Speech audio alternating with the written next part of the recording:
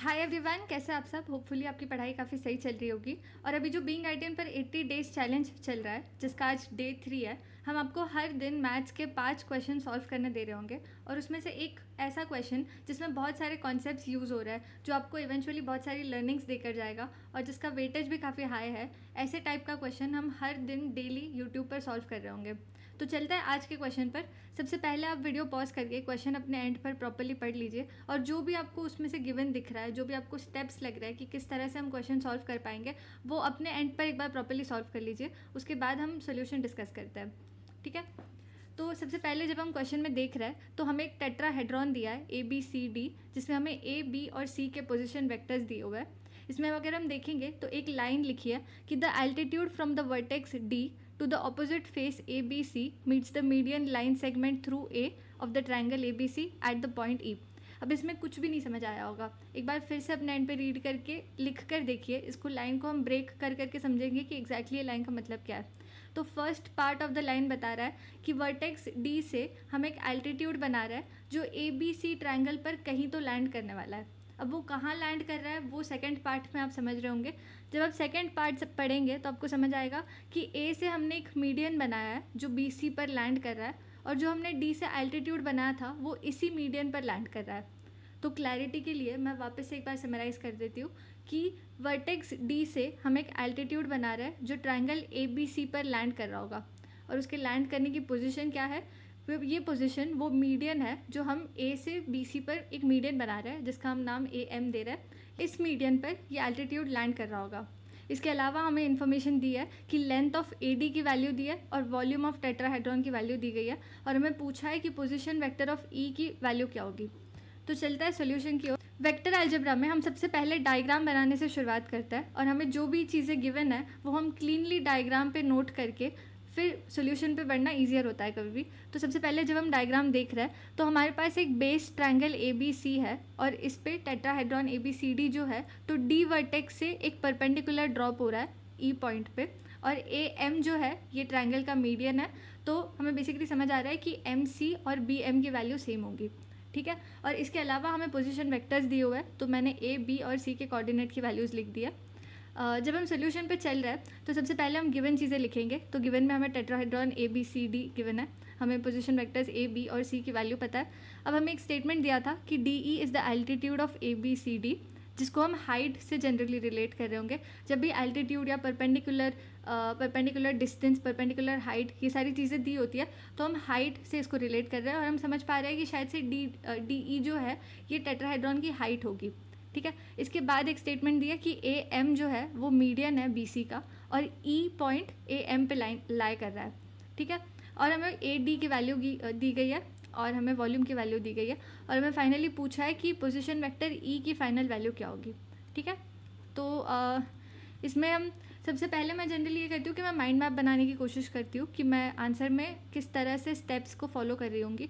और जब क्वेश्चन बहुत ज़्यादा टफ होता है या मैं आधा ही माइंड मैप बना पाती हूँ तो मैं सीधा ब्लाइंडली सॉल्विंग शुरू कर देती हूँ। गिवन चीज़ें देख के जो जो चीज़ें मैं निकाल पा रही हूँ वो सारी चीज़ें निकाल के मैं एक लाइन में लिख लेती हूँ कि क्या क्या मेरे पास है और इसको मैं कैसे प्रोसीड कर सकती हूँ आगे। तो इसमें अगर मैं माइंड मैप बना रही हूँ तो सबसे पहले जो मैं टारगेट करूँगी वो होगा कि वॉल्यूम। हमें वॉल्यूम ऑफ द टेट्राहेड्रन दी है, और अगर हम देखेंगे कि वॉल्यूम का फॉर्मूला होता है 1/3 into base area into height.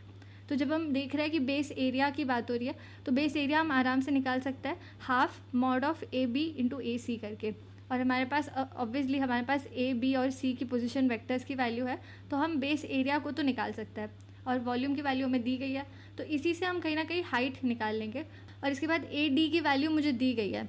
तो अगर आप यहाँ ध्यान से देखोगे ये एक राइट एंगल ट्रायंगल है, और इसमें हमारे पास AD की वैल्यू गिवन है और DE की हमने निकाली है, तो हम AE की वैल्यू इसमें हम फाइंड कर सकते हैं पाइथागोरस थ्योरम से।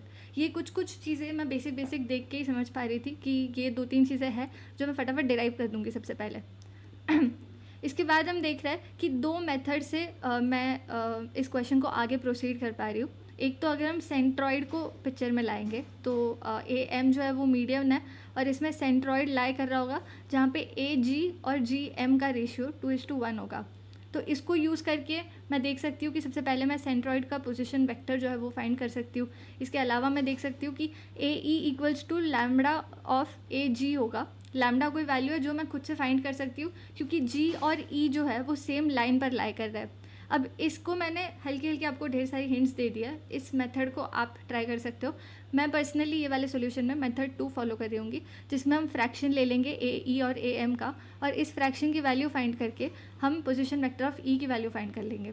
ठीक है, तो सीधा हम सोल्यूशन देखते हैं। तो जब हम सोल्यूशन देख रहे हैं तो सबसे पहले मैंने आपसे कहा कि 3 बेसिक चीज़ें जो मैं समझ पा रही हूँ कि सबसे पहले हम इस ट्रायंगल की एरिया है वो एरिया निकालने की कोशिश करेंगे, और इस एरिया के लिए मैं ए बी पोजीशन वेक्टर और ए सी पोजीशन वेक्टर ये मैं निकालूंगी, और इसके बाद एरिया होगा half of A B cross A C, और इसकी वैल्यू √35/2 आ रही होगी। आपने अगर अपने एंड पे इसको कैलकुलेट किया तो आंसर्स वेरीफाई करते जाइए। इसके बाद हम देखेंगे कि volume equals to 1/3 into base into height. ठीक है, तो बेस एरिया की वैल्यू हमने निकाल लिया, वॉल्यूम हमें ऑलरेडी गिवन है, तो इससे हाइट हम फाइंड कर पा रहे हैं। और हाइट हमने पहले ही देखा था कि हाइट होगा डी ई, जो इस टेट्राहेड्रन की हाइट है, क्योंकि ये परपेंडिकुलर डिस्टेंस दिया गया था ऑलरेडी। तो डी ई की वैल्यू हमारे पास आ रही है 3v/एरिया, और फाइनल आंसर हमारे पास आ रहा है √161 डिवाइडेड बाय 14। इसमें आप प्रॉपरली आंसर्स कैलकुलेट कीजिए। मैंने कैलकुलेट करने के बाद फाइनल आंसर्स आपके लिए लिखा है ताकि आप अपने एंड से वेरीफाई कर सकते हैं।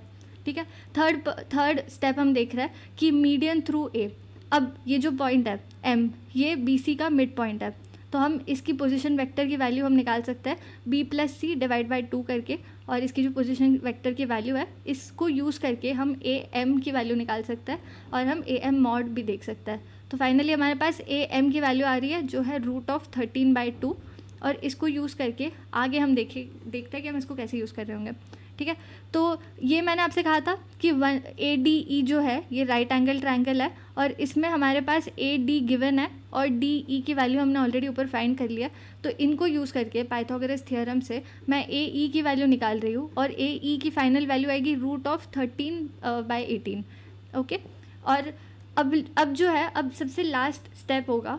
ये जो थी ये बेसिक चीज़ें थी जो कई बार हम इंफॉर्मेशन देखकर step by step he flow में ही ये सारी चीज़ों को हम डिराइव कर लेता है। अभी जो होगा वो सबसे मेन पॉइंट होगा, और अगर आपने इसको सॉल्व कर लिया है खुद से तो आप कमेंट में येस लिख कर जाइए, और अगर नहीं कर पाए हो तो लिख कर जाइएगा कि I have learned a new concept today. तो ये जो 5th स्टेप है ये सबसे इंपॉर्टेंट स्टेप है पूरे क्वेश्चन का, और अगर आपने इसको क्रैक कर लिया तो आपने एक्चुअली पूरे क्वेश्चन को ही सॉल्व कर लिया है। तो इसमें हम देखेंगे कि हमने देखा था कि ई पॉइंट जो है वो एक्चुअली ए एम पे लाई कर रहा है। ये सबसे पहले ही हमने क्वेश्चन पढ़ के ही डिराइव कर लिया था। ठीक है, तो सबसे पहले मैं फ्रैक्शन ले रही हूँ ए ई और ए एम का, और जब मैं ये फ्रैक्शन वैल्यू निकालने की कोशिश कर रही हूँ, इसमें ए ई और ए एम दोनों वैल्यूज़ हमारे पास है, और इसको जब हम फ्रैक्शन कर रहे हैं तो 1/3 वैल्यू आ रही है। तो इसका मतलब ये है कि E divides A M as 1:2 ratio. ठीक है, इसका मतलब यह है कि ए ई इस टू ई एम की वैल्यू 1:2 होगी। ये इसमें अगर आप सेंट्रॉइड वाला मेथड यूज़ कर रहे हैं जो मैंने मेथड 1 बोला था, तो आप देख पाएंगे कि जो ए जी है उसको एक्चुअली ई 1:2 में डिवाइड करता है, एज इन कि ई जो पॉइंट है वो ए जी का मिड पॉइंट है। ये आप अगर मेथड 1 से सॉल्व कर रहे हैं तो आप खुद से देखेंगे, मैं आपको बस वेरीफाई करने के लिए पॉइंट बता दे रही हूँ। इसके बाद हम पोजीशन वेक्टर ऑफ ई को आराम से डिराइव कर सकते हैं, जिसमें होगा कि position vector of E is equal to a + 1/3 m - a, और अगर मैं इसके फाइनल आंसर पे देख रही हूँ तो पोजीशन वेक्टर ऑफ ई की फाइनल वैल्यू होगी 7/6 i cap + 2 j cap + 1/6 k cap. अगर आपको सोल्यूशन अच्छे से समझ आ गया है और आपने बहुत सारी चीज़ें सीखी है तो कमेंट्स में लिख कर जाइएगा, और अगर आपको कुछ डाउट है तो वो भी कमेंट्स में लिखिएगा, हम डेफिनेटली इसको आंसर करेंगे। All the best.